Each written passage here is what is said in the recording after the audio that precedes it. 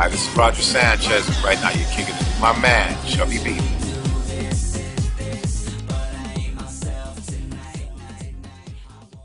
What's up, guys? I'm here with Roger Sanchez for ChubbyBeavers.com. Roger, nice to meet you. Nice to meet you too, So, bro. Roger, you've been in Miami a couple of days now. Yes. What are the best parties been? The events? You know, you DJ'd at Ultra yesterday. How was that? Ultra was insane yesterday. It was one of those things where you had 100,000 kids coming from around the whole United States and people from around the world, and they were just going for it. Yeah. It was big party. Then I had my event on Wednesday night at Mansion, Release Yourself, which was a great underground vibe. And tonight I'm doing a stealth event alongside Setai Hotel.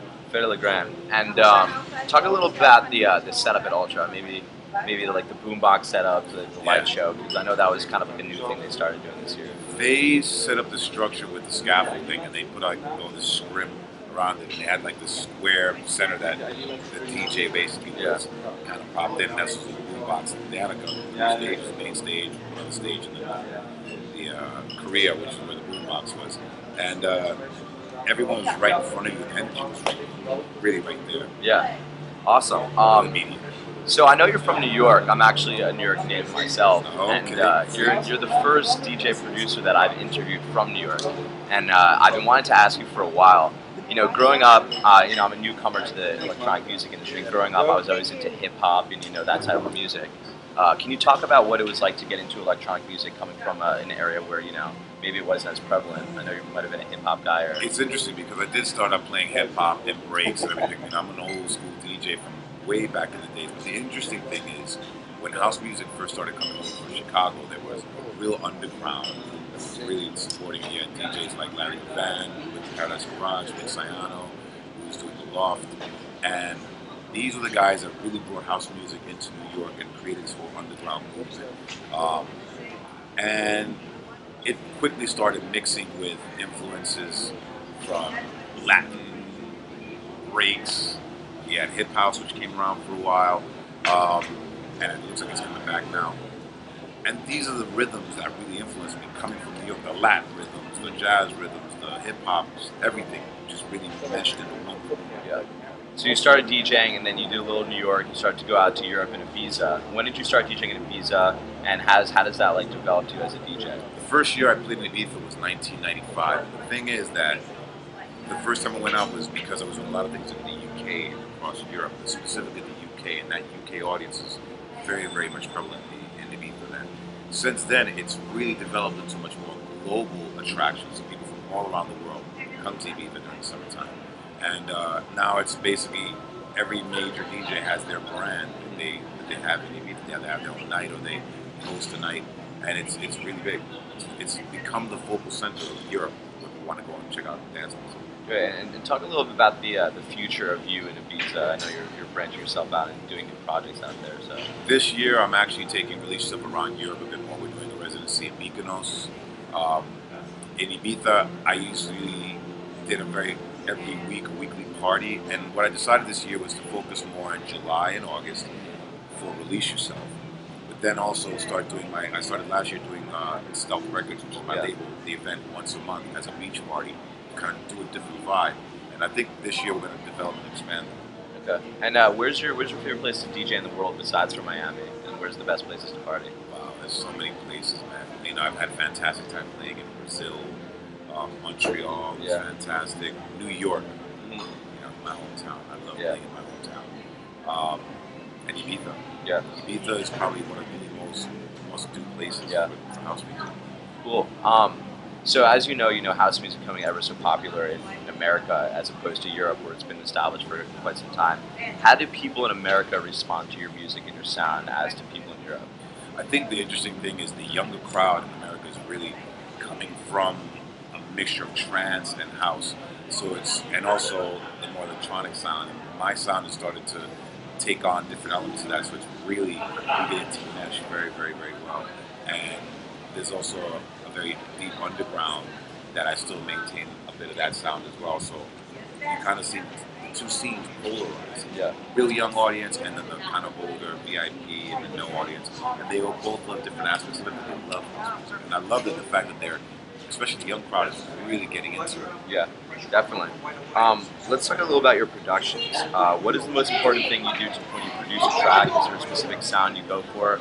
Is there, in your future, are you looking to develop your sound into, new mediums? One of the things that I've been doing, like right now, is working on the new artist album. I'm collaborating with a lot of different people. I got my new single with Forest Movement, which was like I'm about to do something with 50 Cent, possibly Snoop. I also did some rap with the band Bottom, which is like on the hip hop side in terms of bringing hip hop to house. But then I'm also working with bands like with Fly, working with Danny Jones, doing something electronic with him, and Cascade.